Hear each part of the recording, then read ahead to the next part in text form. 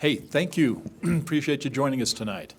Obviously, you're joining us with the Roy City Council. We want to recognize the fact that we have Councilmember Tafoya, Councilmember Yeoman, Councilmember Saxton, and Councilmember Paul with us, and we're going to excuse Jan. She is off on some school business she had to attend to. We've asked Councilmember Paul to lead us in a moment of silence and help us with the Pledge of Allegiance. Councilman Paul? Please join me in a moment of silence.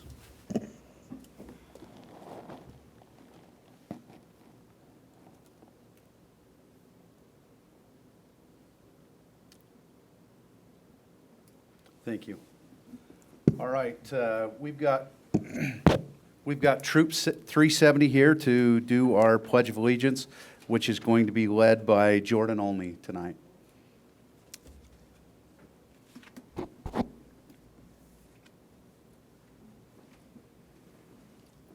The audience please rise. Color guard attention. Color guard forward march.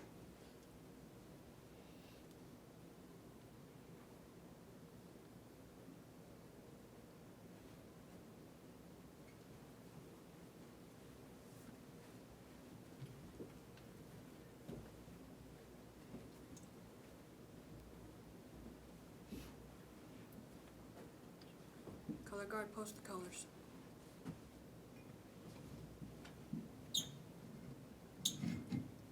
Use the proper hand salute and repeat the Pledge of Allegiance after me. I pledge allegiance to the flag of the United States of America and to the republic which stands one nation under God, indivisible, with liberty and justice for all. Two. Color guard dismissed. Thank you, I appreciate that. Okay, Council. We have, it looks like, minutes for meetings on the consent items. Is there any comments, changes proposed to the August 28th Roy City Town Hall meeting minutes or the September 4th City Council meeting minutes? Okay. Hearing none, do I have a all in favor to approve these minutes as written? All in favor? Aye. Any opposed? Okay, thank you. Now we have some action items. Specifically, we'll talk about Resolution 18-24, a resolution to approve the interlocal agreement between Roy City and Weber County relating to some obligations under the UPDES. Who's going to talk that? Jason? Yep, Thank you. I'll take it. And then Ross can just answer any questions. But really, Resolution 1824 is a basic resolution. It's just an interlocal agreement with other municipalities in Weber County to help out as needed for any stormwater-related issues. Probably just like any standardized interlocal agreement that allows different municipalities help in certain areas. We may get help received from others, or we may go and help out others if they need help. Is that pretty much it, Ross? Yeah, pretty basic. Okay. Council, comments, questions? Okay. Do I have a motion to approve Resolution 18-24? So moved. Do I have a second? I'll second that motion. Okay, this is a roll call vote. Councilmember Yeoman. Aye. Councilmember Saxton. Aye. Councilmember Tafoya. Aye. Councilmember Paul. Aye. Motion carries. Thank you. Okay, we have a action item to talk about a request for preliminary subdivision approval on the Midland Square Commercial Phase 2 subdivision located approximately 4088 South Midland Drive. Jason? Yep. Mayor, I'll take this one too. I think there may have been a little confusion last time we put this on. The Midland Square subdivision has already been reclassified. This was just them doing some approvals that's already approved in their current zoning. And I think there was some confusion on that. So we just need to probably rerun this through and yeah, Okay. I don't know what else to say. Okay. Uh, Okay. Okay, having said that, let's, I just need to know, do I have a motion to approve then the request for preliminary approval? I'll make a motion to approve preliminary subdivision approval of the Midland Square Commercial Phase 2 subdivision located at approximately 4088 South Midland Drive. Do I have a second? Second. Okay, all in favor? Aye. Aye. Any opposed? Nay. Okay, sound like majority carried. Okay. Now we have a public hearing on Resolution 1825. Do I have a motion to go into a public hearing? Make that motion, Mayor, that we go into public hearing. Do I have a second? Aye. Thank you. Yes. Okay, all in favor?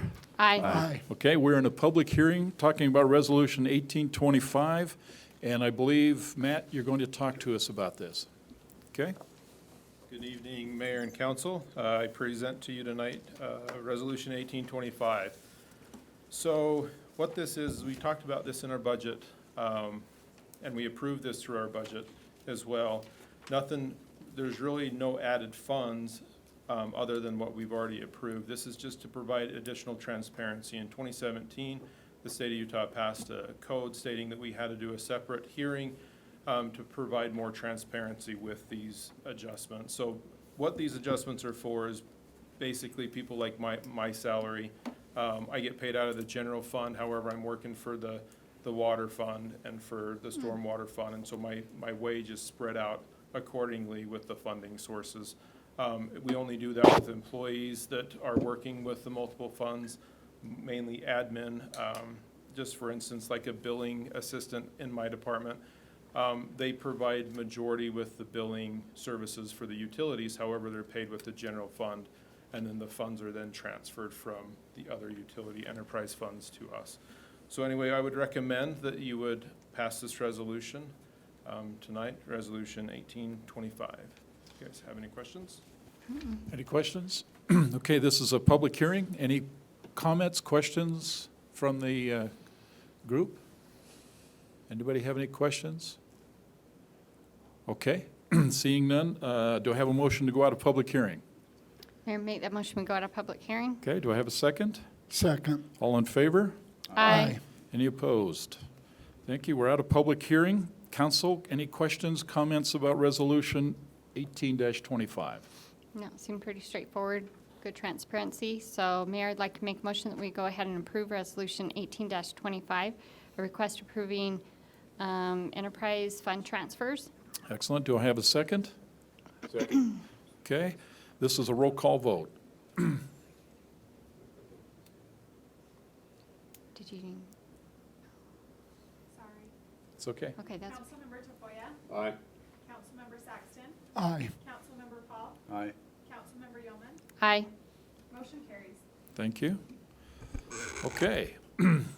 We have an action item dealing with the ordinance 1820 amending Title 10 of the Roy City Municipal Code by removing Chapter 17 table use to include food trucks and a definition of a site plan, okay? Jason, Steve, who's going to talk this one? Hi, Ken, can we, laptop on? I know I'm difficult.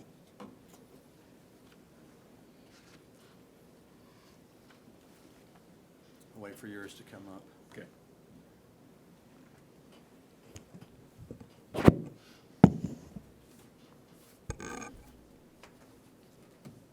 Okay, in your packet, I hope you have it. If not, I've got a little handout to give out as well, so you guys can follow.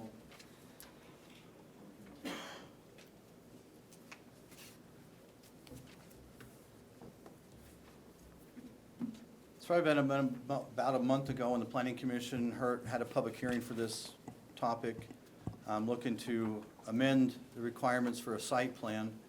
There was some confusion of what was required for a site plan on this type of thing, so we took a look at that. And what was proposed to you 2 weeks ago is what's on the screen right now. Just having it look at requiring 2 8.5 by 11 with some items that are listed there. What the Planning Commission and I had done at the time was take a look at the temporary uses. So snow cone shacks, fireworks stands, Christmas trees, what their requirements were, and kind of modified it a little bit. With the tabling of it from that last meeting, both Andy and I went back and started looking at it. How can we reword it? How can we look at the requirements and change it up? We were brought back to the attention of Senate Bill 167. This is one that we kind of read, but on bottom of page 2, it says they're not exempt from enforcing land use regulations, zoning, and what have you. So that's kind of where we stopped. I should have kept going because there were more things within the state that allowed them to do things above and beyond what the cities would require. So we've got 3 options, and they're on your papers. Option 1 is to kind of take a look. So A, if a food truck operates in the same location less than 10 hours per week, they're exempt from this requirement for a site plan. If they operate more than 10 hours at the same location, then a site plan would be required. Steve, what's operate mean? Because, I mean, they're gonna have some prep time, be it 1-2 hours before they open and sell, or is it just? from start The to ordinance open didn't and really, I think it means on the premises Yeah. of the place. sell? As soon as they so pull if up. you're Yeah, there they're for 5 2 days a hours. week for 3 hours, then you kind of hit the requirements of this where the city can require a site plan.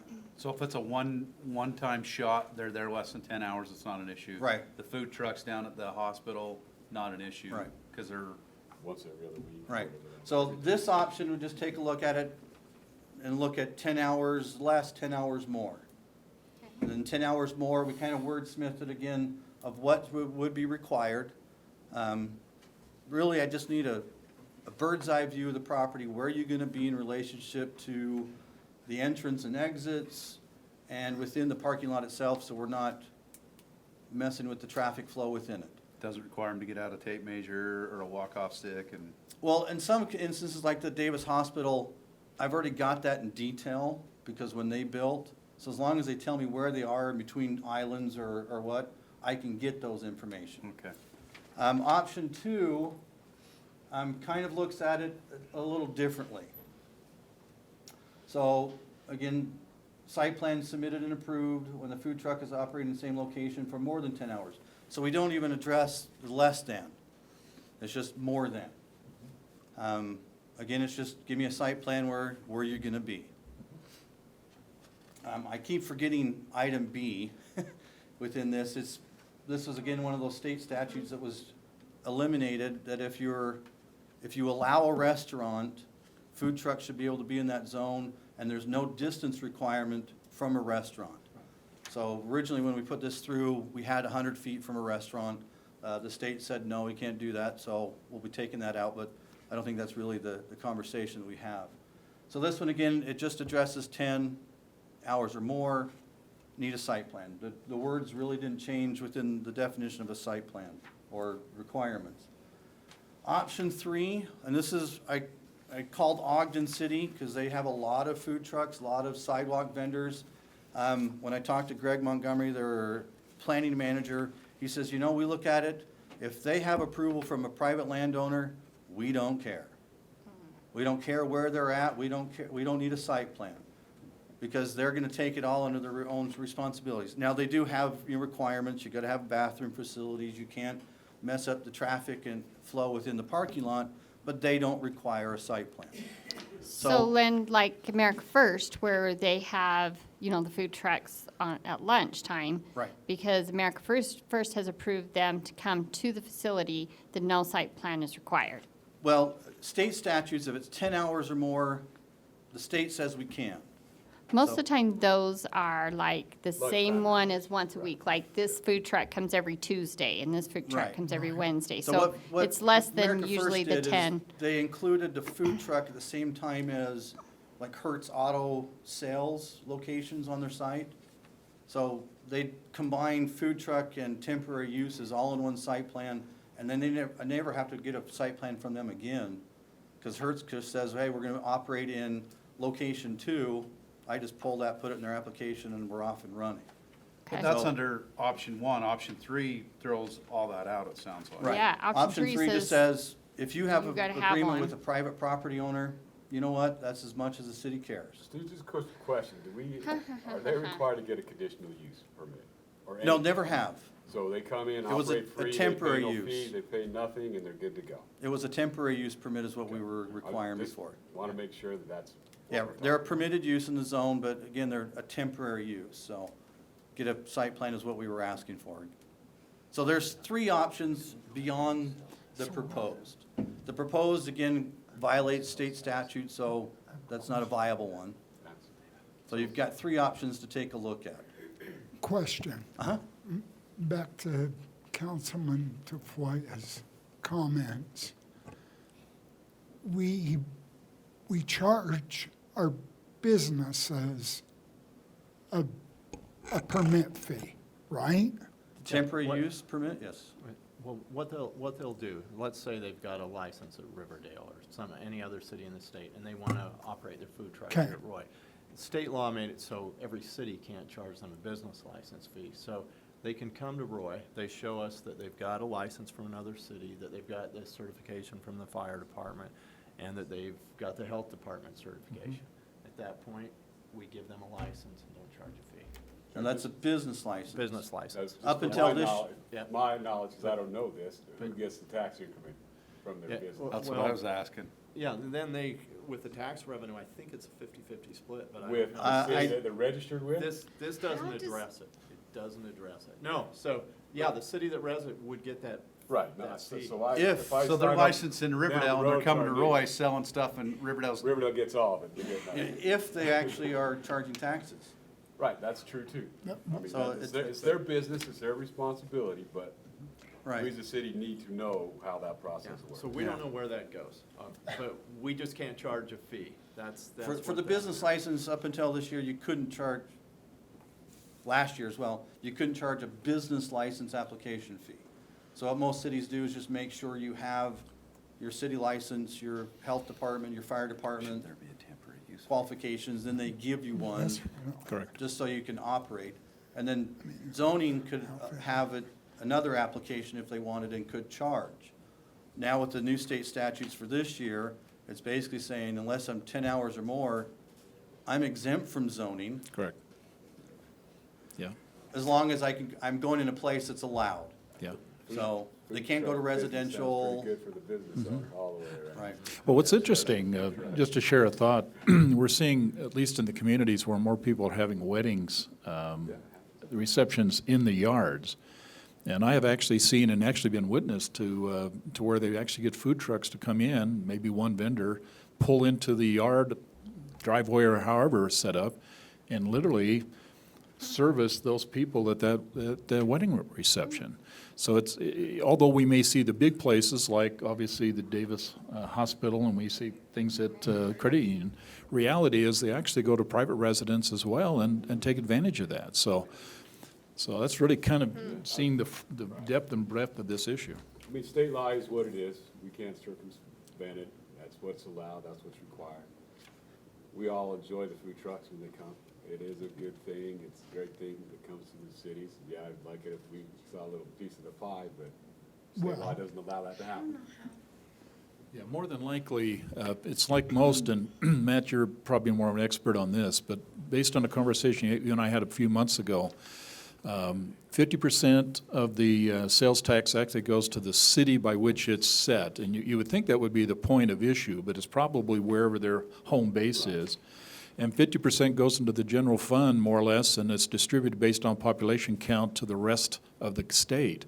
So we may get some monies, but definitely unless that business resides here, more than likely, we will not but see the portion of that 50% goes to the state. You know, after going over the options, I thought, okay, three would probably be the best, not make you do anything, but more you learn about this stuff, I would go with option One or two. one, where it's the 10 hours. If they work more than 10 hours, it requires site plan. If they're here less than 10, they should be okay. Could I- And I'd like to throw in a Yeah. comment. My recommendation would be, I'd either go with 2 or 3.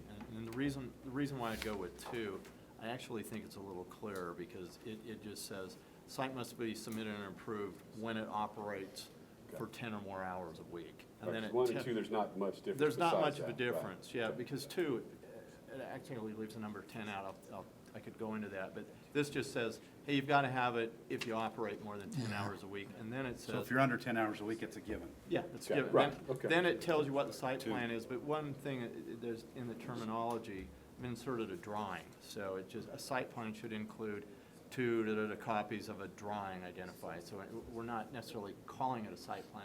That to me, implies something You can pull a piece stronger. of paper on chicken scratch. You can draw it on a piece of paper, as long as you identify these things for us. So that'd be my recommendation, either 2 or 3. Thanks for So that if we clarification. see a food truck just parked somewhere, our ordinance, you know, Mike's out or somebody's out, you're out, you know, driving and we see a food truck and go, I don't know if I've seen a permit for that one, then we're gonna go up and pull it and see if it is, and if not, then they gotta come back in. Generally Are what- we gonna ask them, do you operate, Yeah, you know, generally what more we than do is 10 we hours do- a week here, or?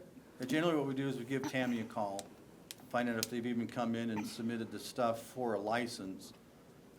If they haven't, then Mike or myself or even Ed will stop in and say, hey, you know, you do need to have a license, you need to show us. If we go with like option 2, then, you know, are you operating more than 10 hours Yeah, a they'll week have to here? just identify that when they come and bring us their business license from whatever city, their fire department and health department, then they can identify, I'm only gonna be there for 2 hours a week. Do Then they we can still just- have to submit all that where they don't have to have a business license from Roy? Yes. Because they still have to identify to each city they're operating in Yeah. that they are licensed and that they've got the Okay, submittal that makes for sense. studying the So health they and the have fire. to still come in Right. and show credentials. Right. Right. Okay, But we then if just they're can't less than charge 10 them for it. hours, then we don't require the site plan. correct. But like, But they still have to come forward and. And still submit, but there's no fee okay, associated let's with it. talk that out, okay? So I got a new food truck, I'm Uh-huh. gonna pull up over to the high school, or not, whatever, just a business. I'm going there for lunch, I'm there from 11 to 1, I didn't come up to the city, I'm gone. Resource officer comes out and says, I seen this food truck here 4 days in a row, what do you do? Again, is it 10 hours or more? Okay. Right. You're gonna have to Unless go there's and try to somebody find that's them. gonna be there all the time saying, I timed them from here to here, no Yeah, one's ever gonna really, But if it's under 10 hours, it doesn't matter. Right. how do I mean, we they know just that have they to- have a it's- business license and It's they're? really gonna come down to an It's gonna be- honesty. yeah, If it they is. said I'm less than 10 hours, then we'll take their word for it, unless someone says, hey, you know, I see them every day But in that from instance, 4 nobody to came 8. in to us, and they're still okay. Right, Okay. so. Will this, and, hard. okay, we're kinda hard. working with a business to just don't locate want- here. And they operate also a food truck, which is gonna be probably parked on their premises. Are we, so they'll be okay to be there, right? As Mm-hmm. long as, or will they need to come in? So that, let me try to Go ahead. understand your question. They come in a commercial development, have a building, and then they're gonna operate a food truck just outside their building. Is that your question? Well, yeah, That's pretty much the that's- consensus of what their Okay. thought is. Yeah, again, if they don't, they have a permission from the private landowner, and they Which would be operate less than themselves. 10 hours, then we wouldn't require a That's right. site But if the plan. food truck's there as part of their business, They'd probably get a business license in Roy. then. They Yeah, wouldn't be they'd going have a to business the license. city They to would identify have, a business that's license right. here. Okay, so they'd be, they would just so we include that as part of wouldn't the have to business worry license. about, It's gonna be less than This, in 10 essence, hours. they still gotta get a They license wouldn't from even us, have to come but into they don't Roy, have to pay a fee nothing would for it. happen. Now, okay, So If they have a building, yes, they'll pay a business license fee, okay. but the food truck would They'll not. have both, Right. okay. So they operate here and then they go to other cities and do it and just come back here to get the food. This food place would still have a business license and then they would go out to other cities. Okay, So, all right. Ask that question one more time, because I think I may Could- have missed. So let's go back to the mayor's example of one that's going to a wedding. So they have the permission of the homeowner to come. They're going to be there less than 10 hours, so nothing required. well, we have a requirement they can't be within a residential zone unless they're part of a special event. So if Okay. it's a wedding and It's a wedding. stuff, then they would Okay. go in. So then, because the mayor brought up, they would still My require wedding to make sure special. that we see their license and stuff, Yeah, but they that would would be, but that would really depend on the homeowner, So the person right? who puts on the special event. They would have to that's make what sure that that permit they've makes. got all their permits and everything in place. Okay.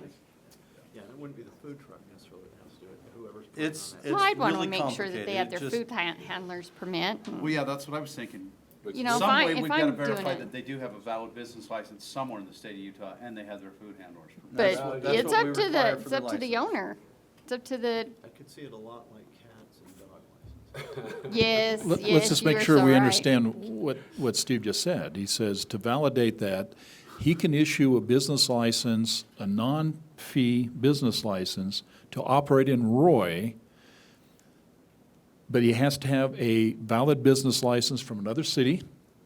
He's got to have, more likely, wherever that business license was issued initially, probably the fire department to verify that there's no safety issues. And each person handling the food has food handling permits, The truck itself has to have a health department inspection. inspection. Okay, Steve, let me ask you this. We have plenty of food trucks in the city now, every week, a couple locations. Has any of them ever came in? We have several, Okay, all right, especially like at the Davis Hospital, every single one of those trucks come in and get their business license.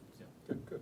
Well, I And then think same if, with America First, all them. It's All just a of them. no-fee business Right. license, if they've got a. I mean, I think if all the cities operated basically almost have the same rules that, you know, they need to go in and let the city know, it would be, hopefully the food trucks would know, hey, I'm going into the city, so I need to go into the city and see what's required, but, Right, now let me ask penalties. Say we find someone who never did that, is it but if they're okay? less than 10 hours a week, No, they still need to come in. That's just. for Generally, site plan. again, what we do is Michael. Yeah, goes out- that's just a site plan, you're I think that's the right. thing we need to differentiate. The 10 hours is for a site plan. If they're gonna do business in Roy, they still have to come in and get a Roy business Right. license. Right. Yes, Which is temporary regardless business of what it What's is. the license. charge? Now, if they fail to do Okay, that, that we makes can sense. suspend them from operating here until. Right, and it just go to Mike to start issuing The- citations of zoning ordinance. I just don't want people to think that if they're under 10 hours, they don't gotta do anything. that nothing happens. That would be if we did number 3,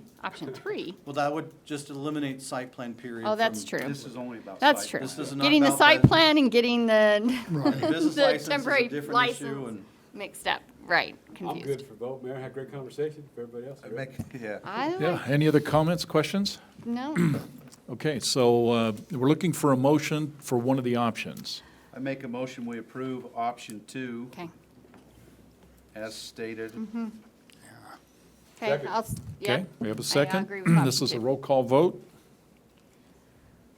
Councilmember Paul. Aye. Hold. Let's have a motion to approve ordinance number 1820 with Yeah, we need option we need the whole two. thing. Oh, So okay. It's, Okay. I need a motion to ordinance 1820, amending the Title 10 of the Roy City Municipal Code. Whole shot. Okay, so say that Okay. whole thing there. Mayor, I make a motion that we approve ordinance 18-20, an ordinance amending Title 10 of the Roy City Municipal Code by adding, removing Chapter 17, Table of Uses, Table 17-2, Food Trucks, and Chapter 31, Definition of Site Plan, with option number 2 as written. Second. Okay, now it's a roll call vote. Councilmember Paul. Aye. Councilmember Saxton.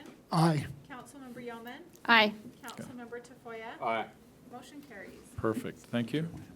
look, finally. Good discussion. Okay, this is open for public comments. If you have anything you'd like to talk about, anything you'd like to share, please step up to the mic and just give us your name and address. Anything? Thank you. Welcome. Thank you. My name is Jeannie Hall, and I'm a 47-year Roy resident, and I currently live at 4421 South, 1800 West in Roy.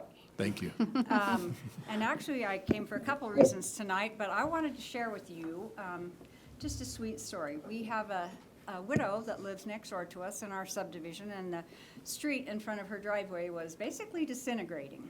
And so my dear husband Alan went down to Public Works and talked with a gentleman named Mike, and I don't know his last name, but he said, we will take care of that. And the very next morning at 9 a.m., Lupe from, I assume, Public Works was out there with the crew, and they dug up the part of the street that was falling apart, and they put new asphalt in or whatever, and did a wonderful job, and they were so professional and so lovely.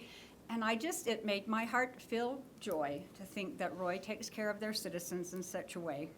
So that's number one. Number two, I want to express my appreciation for all you do for Boys and Girls Clubs. Since Roy City was the founding city for Boys and Girls Clubs of Weber and Davis counties, we've come and gone a long ways. When I look at the Hope Center and the wonderful building that is there, and I think about how our city cares for our young people, I am thrilled, and I thank you for that. Also, I just want to express my appreciation for going down 4800 at that roundabout. Number one, I don't know what they are, tall, skinny, red maple trees maybe, and I was heartbroken when somebody took out a few. But I love those trees. I love the way the city has decorated that, and it makes my heart sing when I see the beautiful metal sculpture that's out there for Roy High.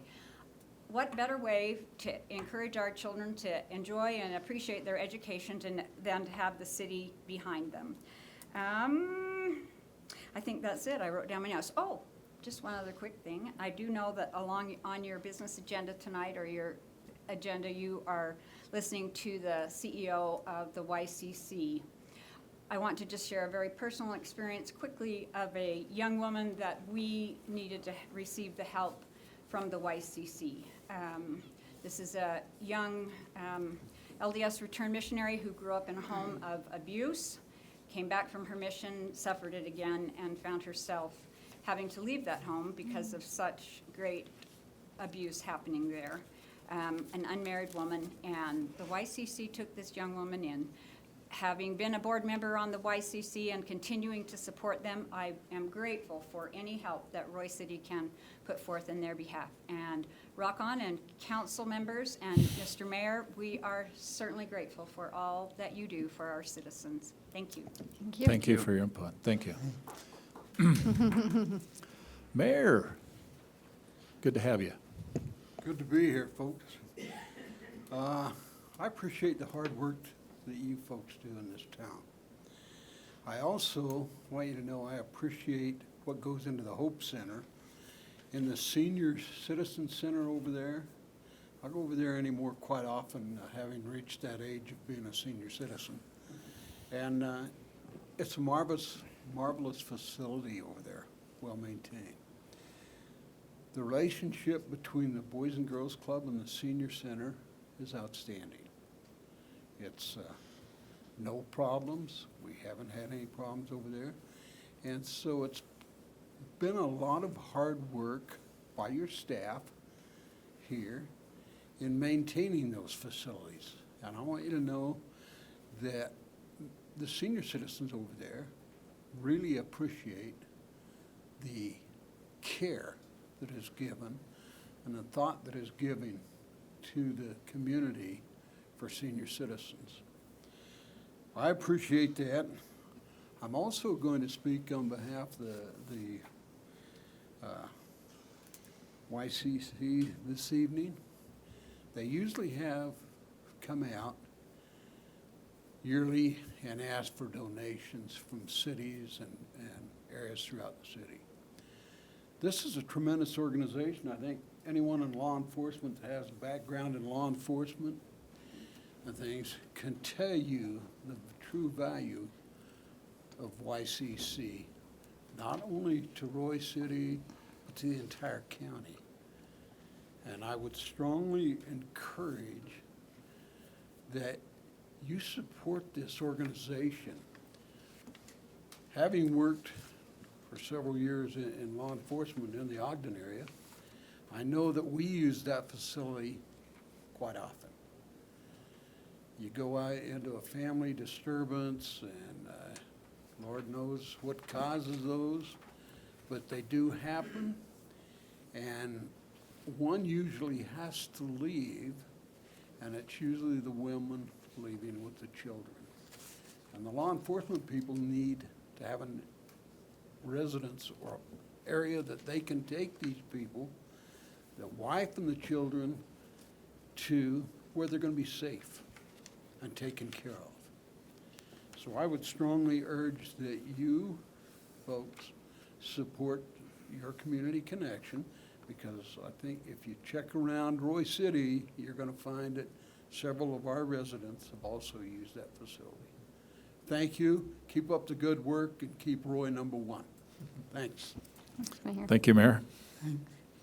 Okay, anybody else like to share their thoughts? Just your name and address, thank you. Glenda Moore, 2088 West, 3825 South in Roy.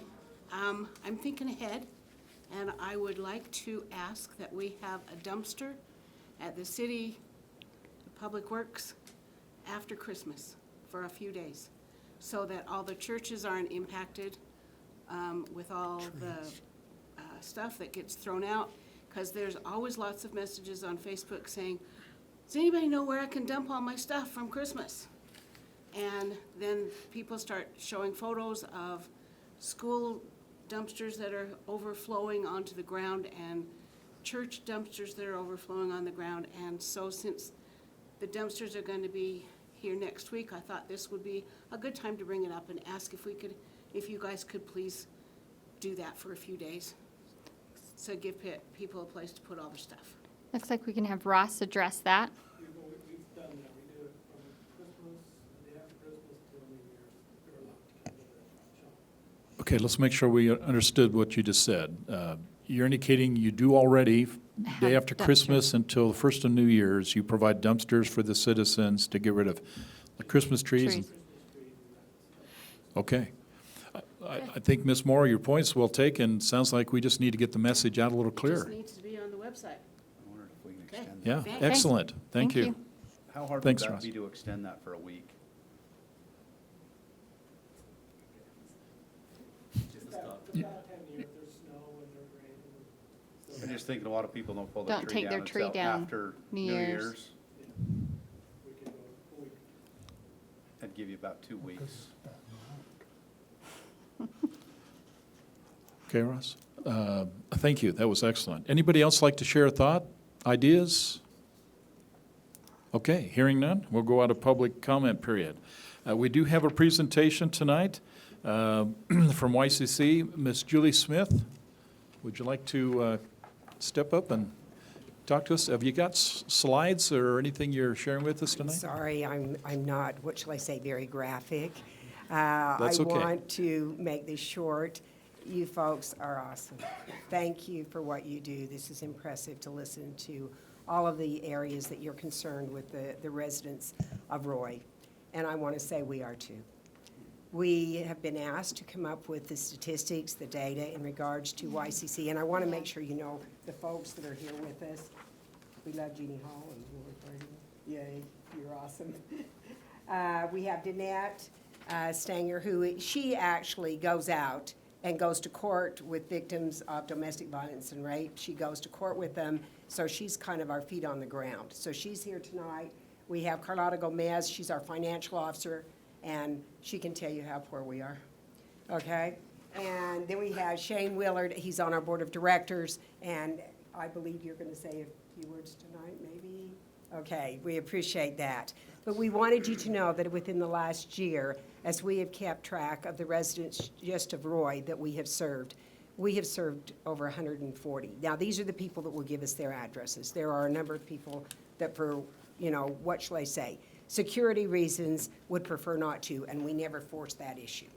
And so we have 140. We know in the shelter there were at least 4 adults and 11 children that were from Roy, and we were very happy to serve them. And we want you to know that we want to continue to do that. We did give you a handout. I'm not going to go through it in depth. If you have questions, please ask us.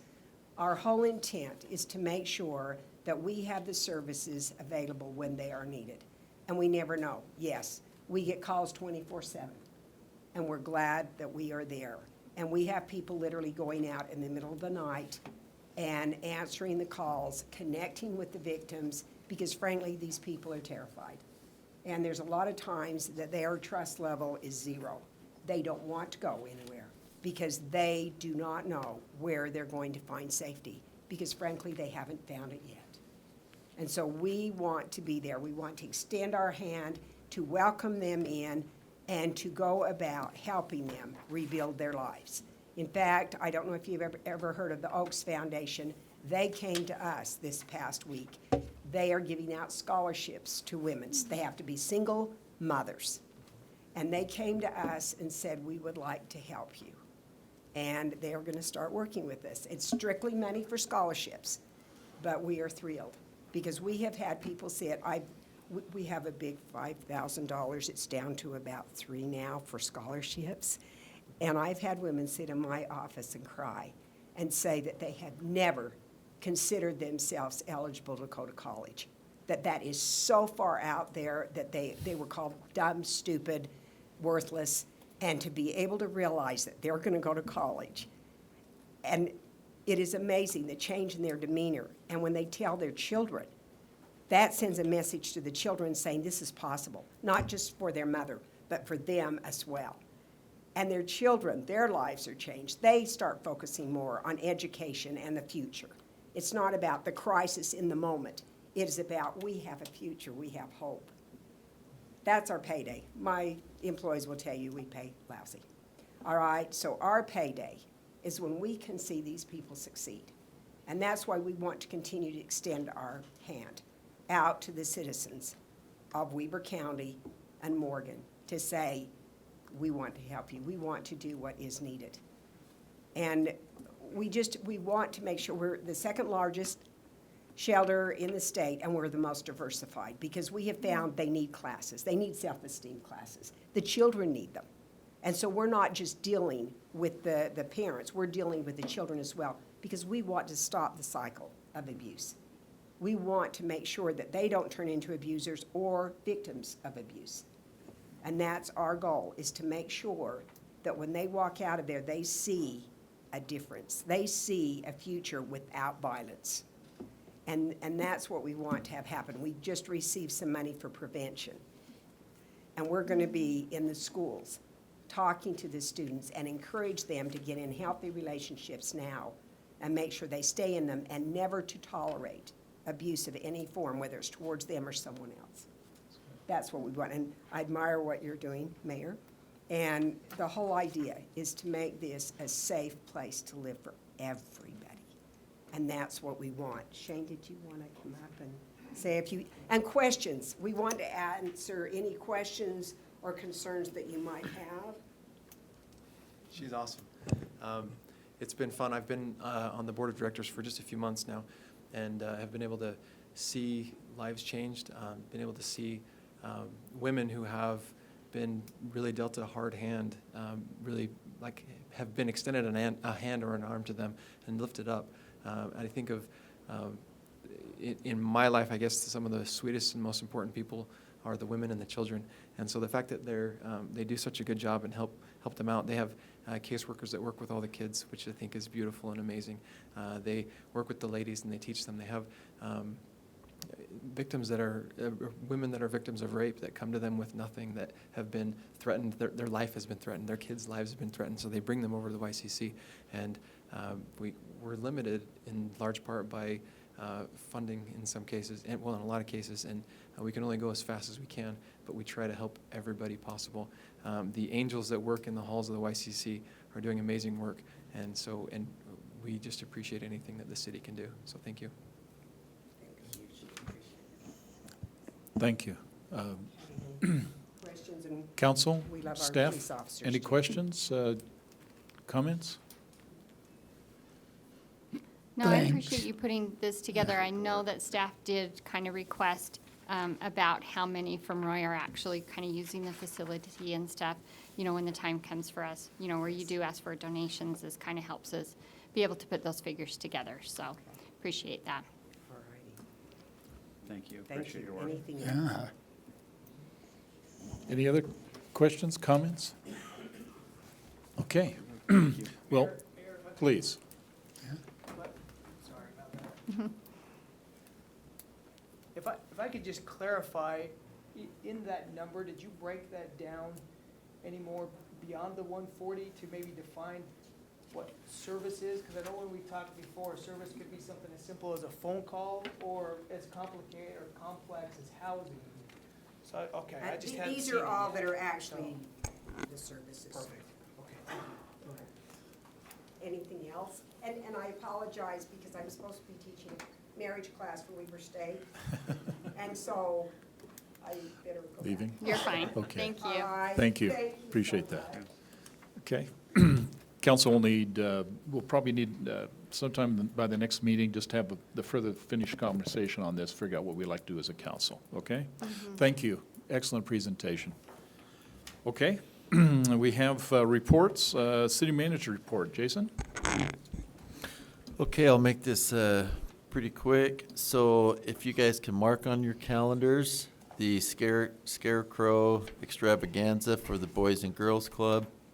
We have always been a part of that. We'll continue to be a part of it on October 13th at 6 p.m. at the Ogden Eccles. If you can, please send myself or Morgan an email letting us know who's going so we can coordinate the tables and how many attendees that we got going. Okay, everybody got that assignment? Huh? Yeah. Oh, yeah. Yeah, we want to support it. We've always have, so we'll be there again. So, yep, October 13th, 6 p.m. Please let us know who's going. Okay. Trunk or Treat, October 31st from 5 to 7 p.m. This is the second annual. The first annual was awesome, and we'll have a pumpkin walk. It's going to grow a little bit this year. We'll do a pumpkin walk, a scarecrow decorating contest. We will have food trucks there, and we've got a lot of interest, a lot of volunteers. Oh, and food trucks. Yeah, food trucks. Yeah, I just want to How's make sure that they site get that plan? special event Yeah. permit, all that. Yeah. Make sure they got their proper business Yeah. license. And their site plan. So if you can, try to attend. It should be good. We'll market it really well, and I think it'll be very good. On that same note, I'll stay with that, is we're having donations on Make-A-Wish, candy donation. It's in our office, and benefits go to Primary Children's. Transportation plan. This is a big one. Transportation plan is nearing its completion. And when I say nearing, we're going to go drive the transportation plan Thursday. That's how close we are. It's going well, and we'll bring this to council for kind of a first look, a first pass in October. Along with the transportation plan, the 4800 South crossing, the railroad crossing, the fourth deadliest intersection in the state. It was on the itinerary that it was going to have to go through a environmental impact study. That has kind of changed now, and they're going to try to start working on that a little bit sooner. Ross has a meeting this week, September 24th at 9 a.m. So as soon as he meets with them and gets back, I will kick something out to you on the 4800 South project. I have a question about that because it was brought up to my attention. We talked about as you come west across the tracks, you will not be able to turn south onto 2700. But we also talked about opening up as you're going east across the tracks, turning north on 2675.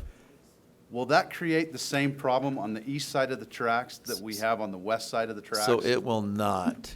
We actually talked about this in depth, and I brought that same scenario up. They believe it will not, and I'm trying to remember the lingo and the words that they used, but when you're going west and you turn south on 2700, that is called it's like I can't remember the name that they called it, but I asked that question, and not only did our engineers, but UDOT said, no, it's completely different. When you go on 2675, it used to be more of a thoroughfare into. It's a feeder for the back road to Sandridge Junior. Yeah, but they said no, and the way that's going to be engineered, they said no, we will not have the same issue. Okay. So I'm just going with the experts on Yeah, it. but here's the question, I guess. Is it possible we can offer at least a recommendation to them to consider and not allow that turn to take place? Intuitively, they can probably engineerily say that probably doesn't really work, but as I look at it, and I think others have looked at it, it simply says it's just a reverse of the problem we're already experiencing. Does the That's what I city was- have an option to simply make a recommendation not to allow those turns going into 2700 or 2675 off of that, by that track? If that recommendation we can offer, I guess the experts will decide, but if we can at least make that offer to consider. Because I'm getting people that are a little concerned right now about that turn, being a bleed for them. So, The one thing I will say, because I used to travel that quite frequently, I didn't seem to see the same problem going north on 2675 as you did going south on 2700. I'm only one perspective of that, but I don't think, I can understand how it Both would be ways, the right. reverse problem. That's Yeah. why I asked the question. But I don't remember ever seeing it be a problem.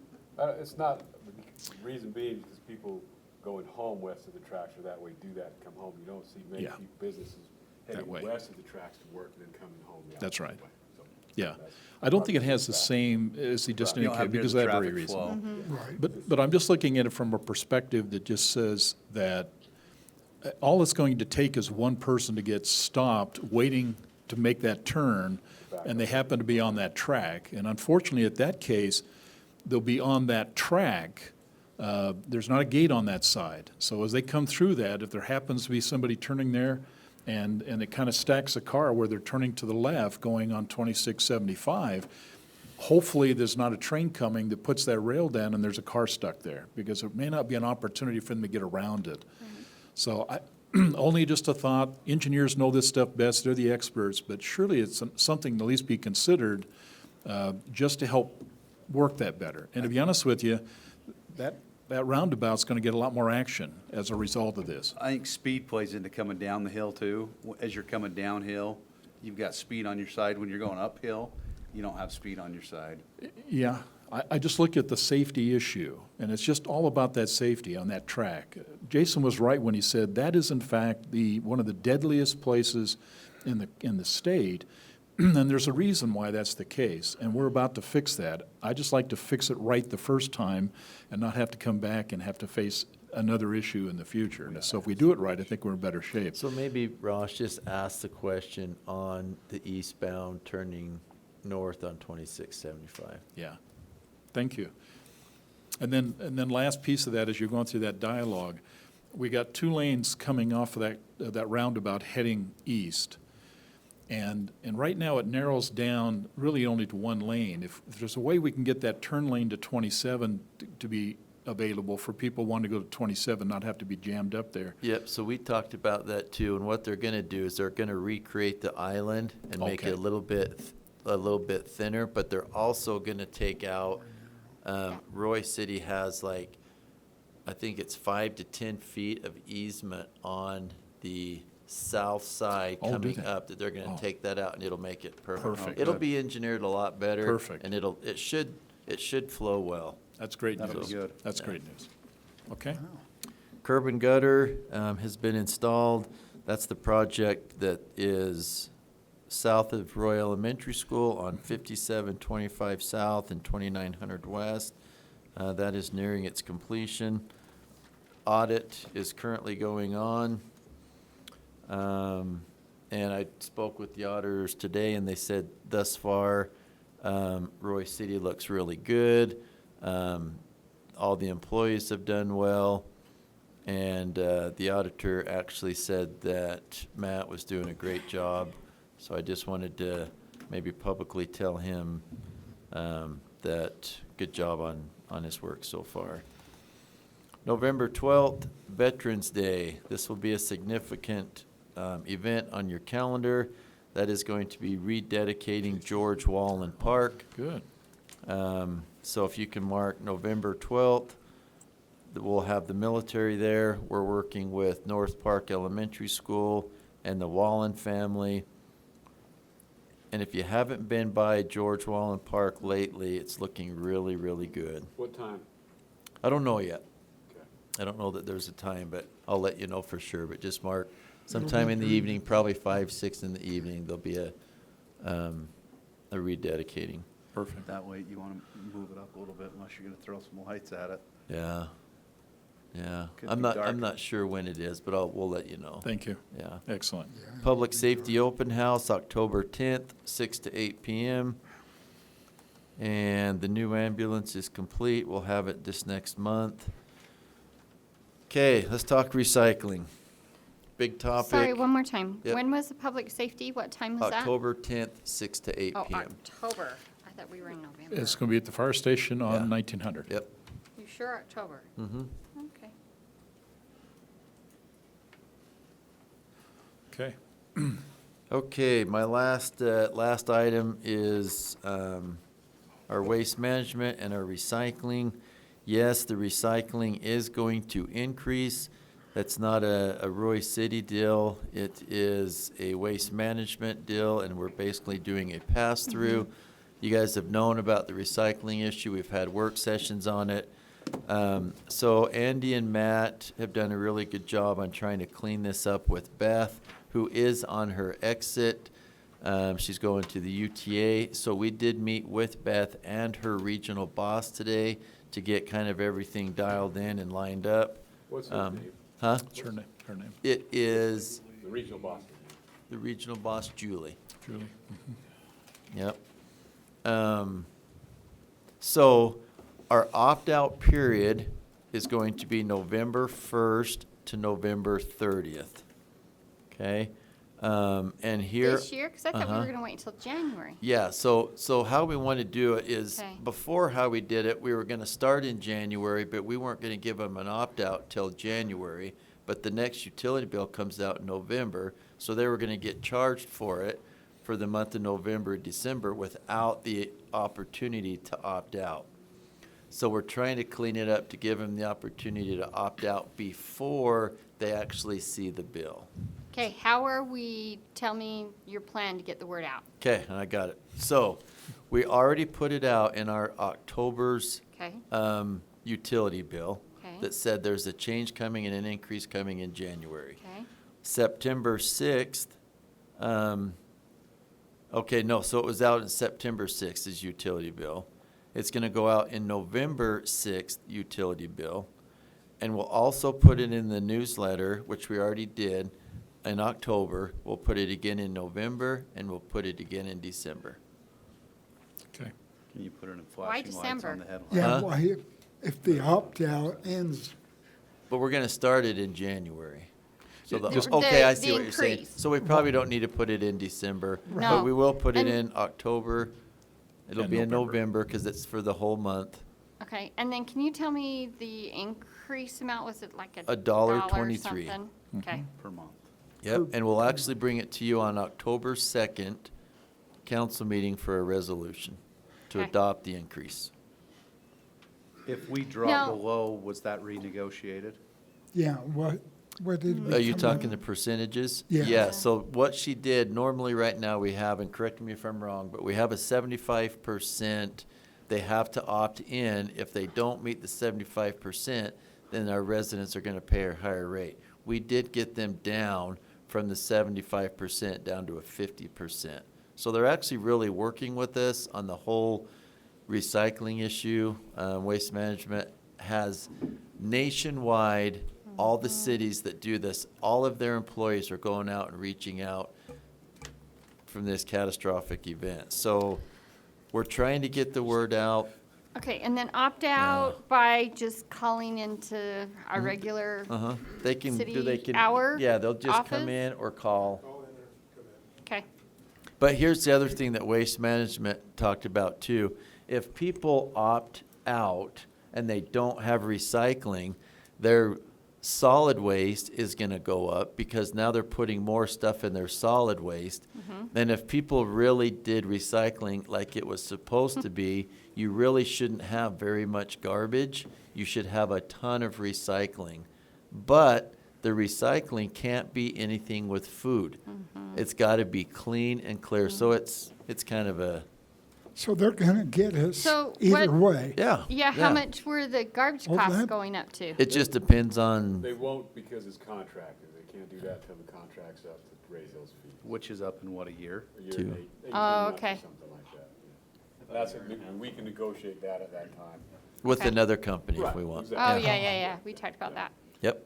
So you can opt out, and the more you put in your garbage can, then you're gonna have to get another garbage I can. know, but we're Unless you're gonna use your neighbor's garbage can. we're I don't not recommend really, that. are we, I mean, I'm asking, are we really giving residents a savings if we take from them the recycling can, but we increase their garbage rate? That doesn't, Well, I don't know that Well, you can fix that, There's honestly. no, because You're- this is coming from Waste Yeah, Management. this isn't a Roy This is not City. a Roy Our hands City are thing. tied by Waste Management that says, Yeah. hey, we're coming into your city and gonna drop $1.23. Yeah. Our solid waste cannot absorb that increase.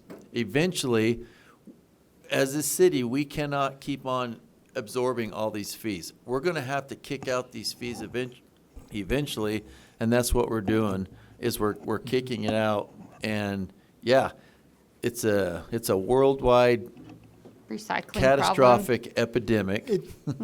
You have the option to not take the increase and get out, but if you increase your solid Well, waste, then but you're I gonna have. Are you think, gonna like- increase it more by the $1.23? That's really, That's what you have to look at. And the other thing too, we have to take in consideration, just like Councilman Tafoya said, is that we have a contract with Waste Management right now to be able to fulfill that contract. But at the end of the 18 months, we can look at going with a totally separate company, which the cost might be totally different than what Waste Management is, and it might be a decrease to our citizens. That's correct. So right now, we are tied for the 18 months with Waste Management. I don't think there is anything we can do, And all the other cities are having the same issue, and this is a nationwide problem. Now, one of the things that we talked about was there are private recycling companies that you don't have to do the recycling with Waste Management. Is that something, if somebody doesn't want to do recycling with Waste Management, can we just put, can we put on there that there's other recycling avenues, or no? Yeah, no, we totally can. So if you choose not to recycle, then you can find your own You gotta find your own. measures, to do the recycling. The schools used to be, Weber School District used to have a pretty good program where they take your cardboard or your newspaper and that. They're getting out of that program. Yeah, they so totally stopped. Everybody's backing away from recycling. Yeah, we called around like 9 different companies. Oh, okay. A substantial amount more than what we charge now. I don't know Ah, if that's people really interesting. Return the calls because of the things going on. It's just hard for them to be coming out here.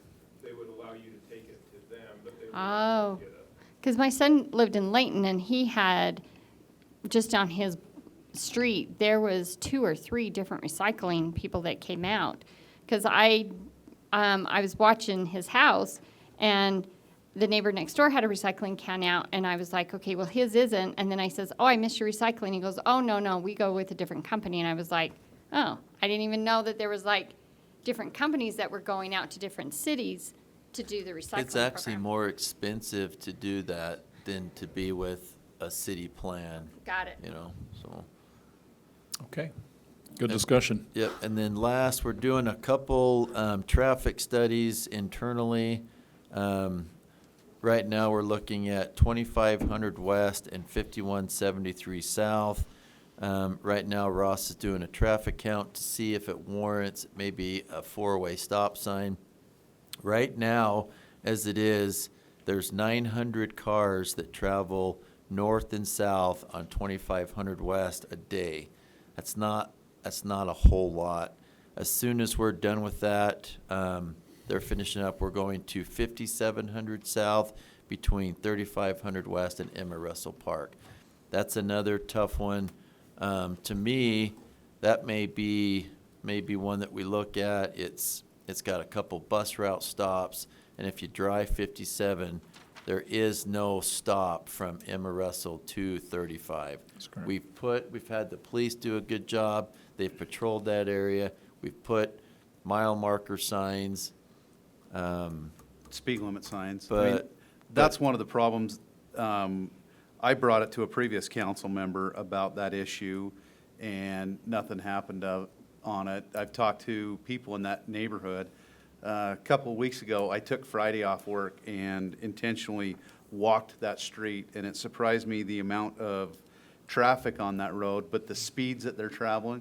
I watched a student walking across the street almost get run over by somebody in the wee hours, 7 o'clock in the morning. You can't really see very well, and they were wearing clothes that weren't reflective, and there's nothing to slow traffic down right there.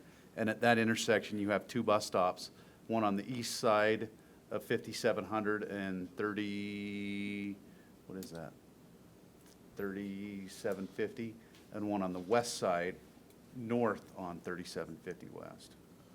And so we've got to do something to protect the students in that area. Okay, that's all I got. Okay.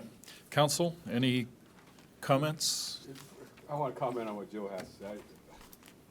We know if there's a problem, there's an issue. I get having to do studies for that, but it's our city street, it's our city roads. We are fine to go ahead and put up 2 stop signs for east and west traffic at the proper intersection, whichever street west that is.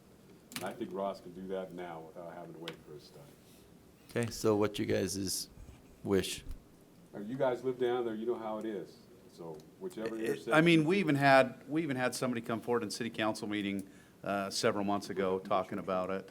It's right by the church, right there. That church road. Okay, I think that whatever road the church road is on. So it's 3750 west and 5700. Okay, would You've that got a be- church on the southwest corner. Yep. And then on No, the yeah, I know where you're at. north, no, it'd be the southeast corner, there's a Yes. bus stop right there. And on the north, When? would it be northwest corner, you have a bus stop right there. You want, is it a four-way or? is So it would turn stop it sign? into a There's four-way stop. already stops going north Just and turn it- south. Turn it into a four-way. You've got stops going north-south, but you don't have anything going east-west. Do Yeah, that, there's no then reason, we'll take care yeah, of no reason why we can't have a 4-way stop. it. So I think that it- would be great. Ross, you get that done? Done next Council? week. Okay. That's fine. Yep, Do let's do we do have that. a majority council agreed to that? Yes, No. Everybody okay? yes, yes. I'm good. Agree. Okay. So, my Four-way, question with that that's being a easy. new traffic pattern, is there anything that indicates that's a new stop sign? No. Are those flashing stop signs cost prohibitive? Never mind. We want a cheap fix here. We The can, only as we do, thing- we have our traffic sign, that's, you know, how it's the Roy Days this week, we have a stop sign, we could put that up for a week. The only thing too is I'm wondering is sometimes if a patrolman can just kind of be down there and not ticket for a while, but Right, just yeah. kind of We do say, that all the hey, time. this is, this is a 4-way stop now, kind of watch it for the future. Yep. Okay.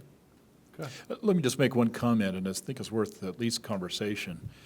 No question, that particular street, having witnessed that for many years, it warrants this. But that's a subjective position based on some evidence. I think there might be an opportunity, and Chief, this might be an opportunity to help us as we guide through this.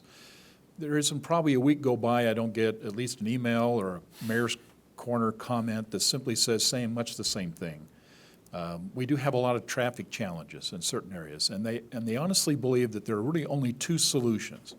One is to do a 4-way stop, or the other one would be is put big dips in the road so they can slow the speed.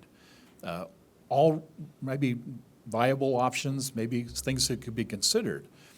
But I suggest to you is that once the precedence is set, Yeah. once we that's start true. doing these kinds of things, there will not be any reason why other residents won't want to step up and say, hey, my place has the same requirements, why not me? And that's a good argument.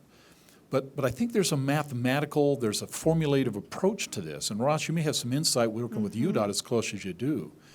They're able to do some assessments based on traffic, maybe speed patterns, maybe lights, tail lights, however they define that, to really look at this thing from a more objective approach that they can draw that this warrants this. I will tell you in my closing comment, many people in the city believe that the only way we'll get a traffic light or the only way we'll get a stop sign if somebody gets hit.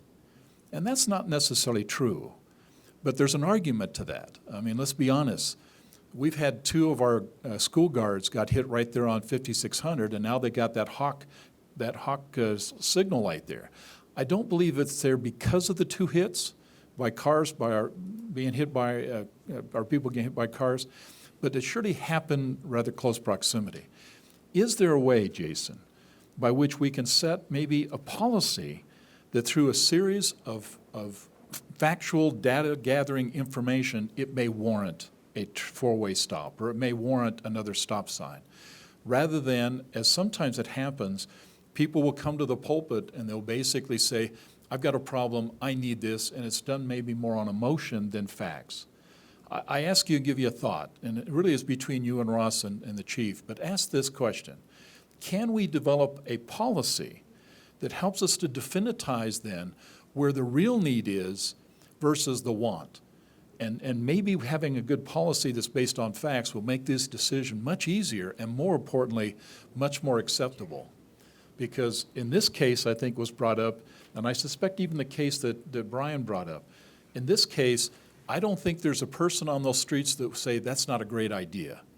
But that's not always going to be the case. We may put a stop sign up in a place and we may get an uproar from people who simply said, why did you do that?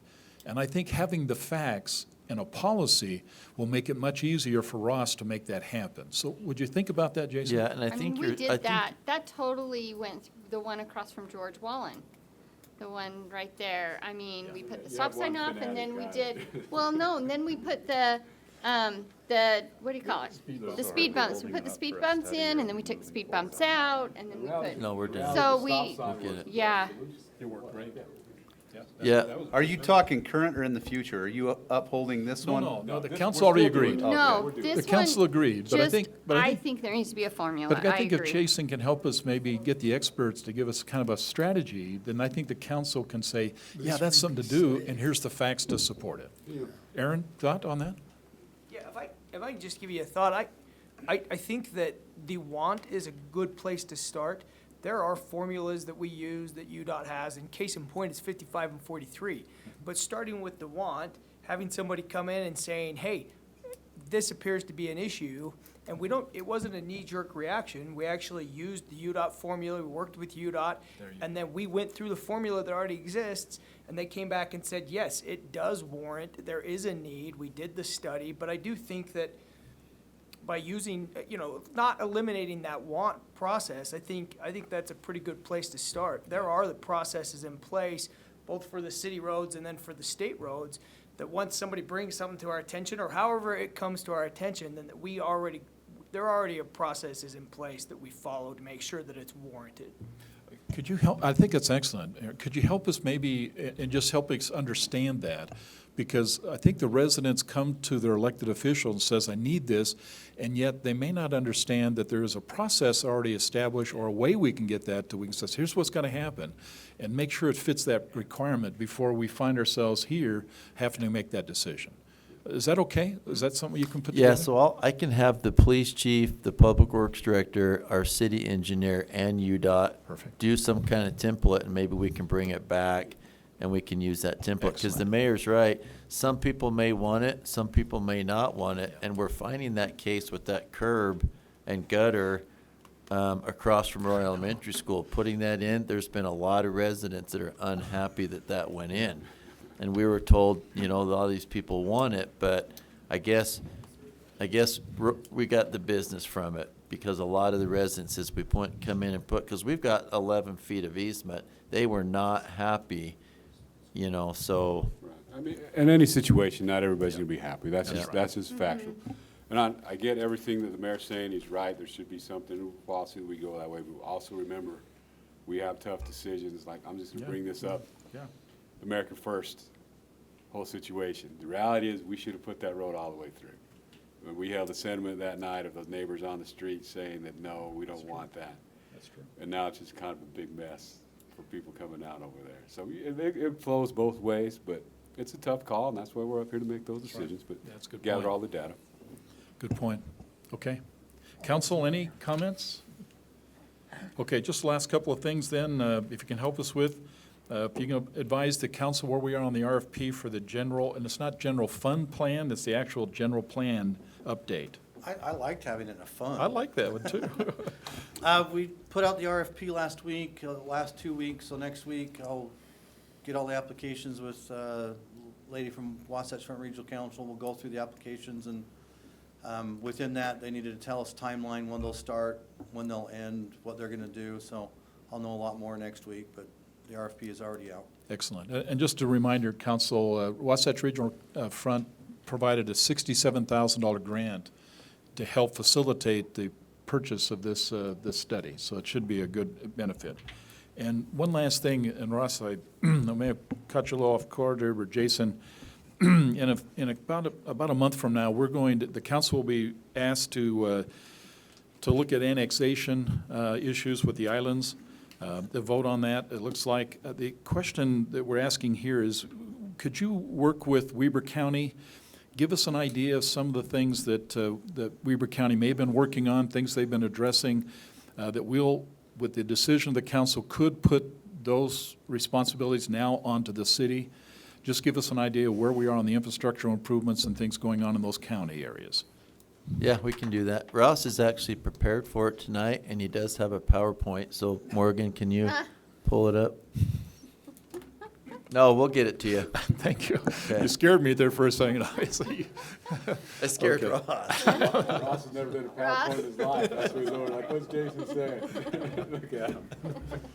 Thank you. Yeah, Ross. we'll get it. Okay. Thanks. That'll just help the council to make sure they kind of see the whole picture as they make an important decision. Okay. Council, anything else? Okay, do we have a motion to adjourn? So moved. Do I have a second? All in favor? Aye. Okay, all opposed? Don't have any? Okay. We're adjourned from the council meeting. We're going to walk right into a RDA board meeting. Sure. Okay, you're welcome to stay if you'd like. Okay, we're now in the Roy City RDA meeting. Want to welcome everybody, obviously, and just make sure everybody understands we have the same members of the board members as we did in the city council. We do have one, as part of the RDA board meeting, we do have one consent item. That's the approval of the August 21st, 2018 RDA minutes of that meeting. Okay? Do I have a motion to, first, any comment or question about those minutes? No, Board Chairman, right? Is that what I'm Yep. calling you? Yeah. Okay, I'd like to make a motion that we go ahead and approve the minutes from August 21st, 2018 as written and, Perfect. Do I have a second? Second. Okay, all in favor? Aye. Any opposed? Okay, he stepped out, so I just want to make sure if there was, we get a majority. Okay, we do now have action items. The Resolution 18-3, review and approval of Resolution 18-4 guidelines for the Roy City Economic Development Loan Fund and authorizing the budget approximately $300,000 for that program. Randy, I believe you're going to talk us through this, so if you would, please.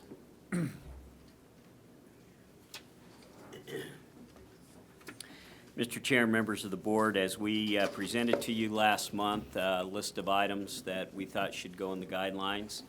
And with your authorization, we've moved forward and we've prepared the loan guidelines for this $300,000. You have those guidelines as well as the application that would be submitted for the funding. We've also tried to outline in the guidelines the timeline and the process that it will take to go through that. We've put in there the requirements that we'll expect from the applicants that do apply. I want to make it very clear on the public record that if we go outside of those guidelines, anything that is required will have to come back to this body for approval. So we're telling applicants when they apply, the guidelines are the guidelines and follow them, and if they want to do anything different, then we'll have to go through another public process. I think I captured all of the comments. The maximum amount of loan for any particular will be $30,000, up to $30,000.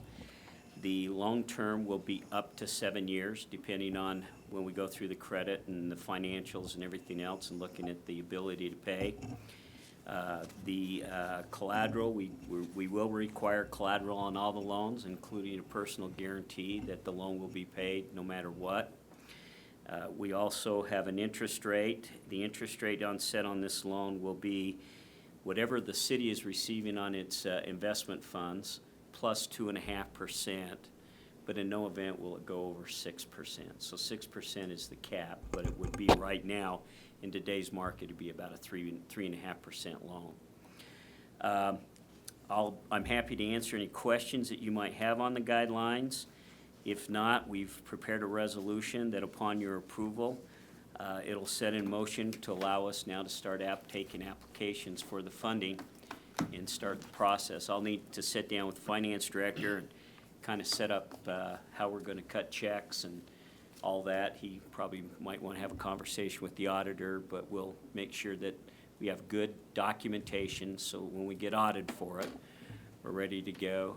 There might be a couple of legal documents we may need to put together, such as a promissory note, deed of trust, and some of that, which I'll work with the city attorney to do. But with this approval, we're ready to begin loaning money to businesses. Okay, any questions or comments, council, or board? How quick do you think we're going to be able to move on these loans? You approve it tonight, they can put an application in tomorrow, and Yeah, they can. we they can get the can money start the tomorrow. process. anytime you want. Okay, I was gonna say, I don't know when we'll fund it. I mean, it's probably, our process says, it's, once we get the application, it's gonna be about 7 to 10 days to review it. Then we have to go back to the loan committee. That loan committee meets twice a month. you know, And then, so my guess is it would probably be within, the first loan would probably be able to be done might want within to turn 30 off my days. mic. And we just need to get the documents set up. There are some documents we still haven't put together that we need to, but anybody can come in and apply for money. The application's available once you approve it. And they can come in for a reimbursement, like, And, They- well, anybody can apply for the money, okay? There's a list of guidelines that say what the money can be used for. Yeah. So it Right. depends on what they want to get reimbursed for. okay. Just trying to get this moving. Yeah. How about we make a motion, and we get it moving? Any Then more? I make a motion to approve the Yes. resolution. Chairman. Okay, we're done with Chairman. comments or questions? I do have a comment. or Please. question. Okay, there's a few things that I just wanted a little bit of clarification. I was going through this. It looks like we're doing this just to provide gap funding, is that correct? That's the main thing we're going to look at, is that we are going to require, as we put in here, that there has to be at least 20% participation by the applicant. There has to be any other financing necessary to get the project done has to be submitted to us, that funding's in place, and then we're looking at maybe the gap between what the project takes. Should we take out the term gap and just have intend to provide funding? That's my question. If we go outside of Yes. gap funding, you know, with this document, we're just talking about gap funding, typically, you know, between interim financing and long-term, so. Oh. So that's. I see what you're that's my saying, comment. is the come in between, like gap funding is to put money in place till they get their other funding. Right. Yeah, and so that's a good point. We should take that out. I'm thinking we really ought to take that out. We of should there. take that out.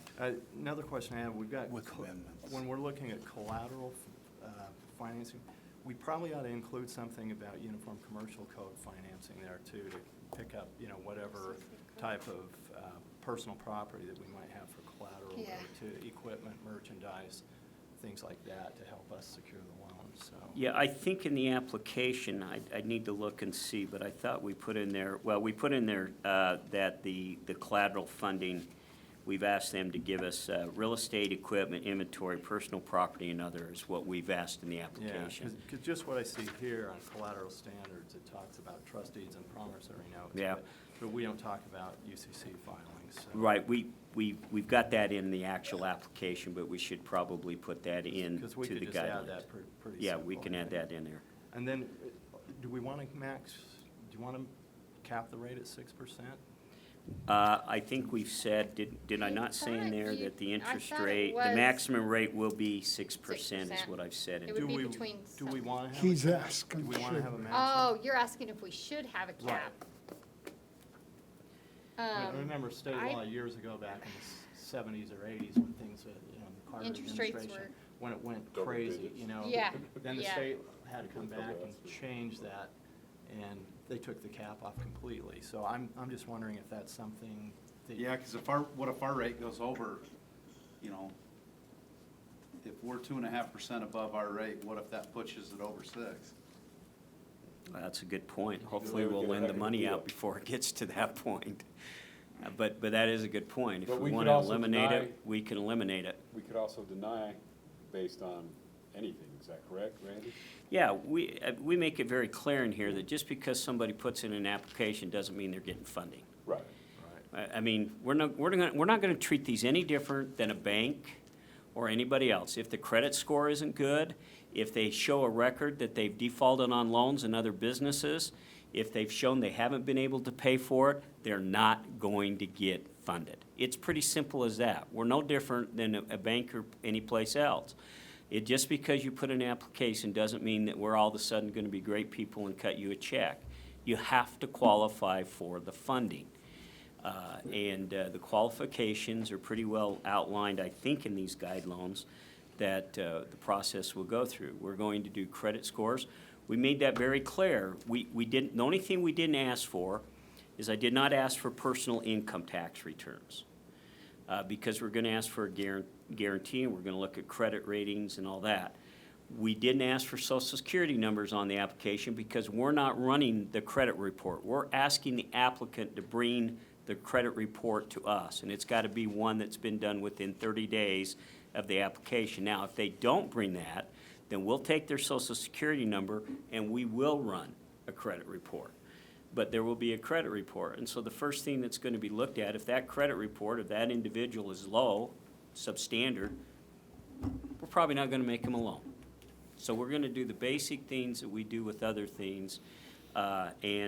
We do have the right, I believe we've said in here that we do have the right to deny any applicant that submits for funding. The application, they have to sign it. The one thing I didn't put on here, but I did put on the application at the very end, that under penalty of the law, that if they sign and it's false, they can be prosecuted. So I wanted to have Andy take a look at that and see if we need to beef that up a little bit, that I didn't put the penalty, but I did say that you sign the applicant, when you sign the applicant, your application, you're telling us that everything on that application plus all of the attachments are true and correct. If we find out we're not, then they can be prosecuted, because this is public dollars. Right. Andy, on your last concern, I mean, if the market goes bad, we can just bring the resolution back and change that. Yeah, number. that's what we Right, have yeah, to do. yeah. I just thought it may be a good idea just to take that out, and we don't run into that problem. Just like Oh. state law. Just to say, just don't put a cap on it. Just- Yeah. Right. What do you think about And that? I'm happy with that. I put a cap on it because we had a conversation about that at our last meeting. It's a fixed, it doesn't adjust what the market does it. I've said in here, the way it reads is that is the maximum interest rate is 6%. So if we don't want to set a maximum interest rate, then we should just eliminate that and say that we're 2.5% above. And I think that what we do is if we got a, this is where the interest rate comes into play. If we got an applicant that's really good, very good credit, it's got a great track record of business, it's got other businesses, they've been very successful, they've shown that they've been able to do it, then we'd probably recommend that 3.5%. If we got an applicant that's just starting out, they don't have any track record, credit score is a little marginal, all that, that's a risk, and we need to evaluate our risk. Now, how do we compensate for our risk? We may ask for more collateral, we may ask for a different set of collateral, or we may say, you know what, we're gonna charge a little higher interest rate. You show us that you can survive for 1 or 2 years, and then we can always reduce the interest rate on the loan too. I think that's within our prelude to do that if we want to do that as a board. Okay, I like that idea. I think just kind of like you said, just take out the 6% and just go with that. What's the proper wording? Yeah. Okay. Yeah, we can just delete that and have it the 2.5. It's Okay. just a short Okay. sentence that we can take Once out. they've taken Uh, out- There was another, it was on page 3, there's a term, it's undue financial benefit. And I'm not sure exactly, was that supposed to be undue financial hardship, or maybe that's just a term I'm not familiar with? Page 3, where's it at? Page 3, if you go about halfway down, it's under applicant submissions, and it's, you have indented, there's 1, 2, 3. Are there any financial benefits, or are there any undue financial benefits? And that may be the accurate, I'm just, is that what we're trying to say? Because I'm not, Yeah, undue financial benefits, is that? and you suggest it should be what? Well, I don't know, was it meant to be undue financial hardships? Well, Or it is it?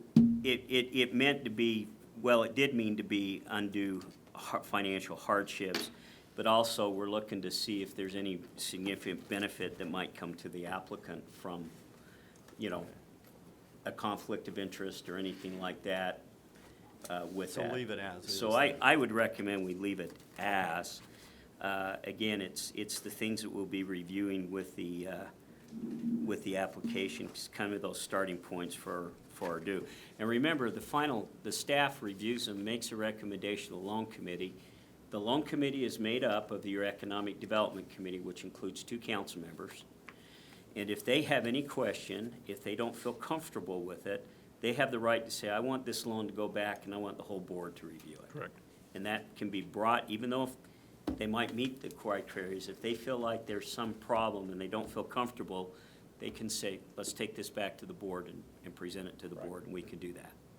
Right. So, Then one other question I had for you, and we don't need to include that in here. Can this money that we would loan, could that be their initial capital contribution? So, you know, if they've got a 20% that they've got, or a 10% that they've got to come up on their own, no, could they get that loan from us? well, they to- could, but we wouldn't approve that. We need to know the applicant has skin in the game. And the way you have skin in the game is if you got your own money or something into this game that we know that it's a lot easier for you to consider whether you want to default on a loan if you're also going to be penalized for that. So could somebody come in and, for example, go out and get an SBA loan, and the SBA loan comes in and says you need to have 20% capital? So they come to us And they for come to us and say, 10%. will you fund our 20%?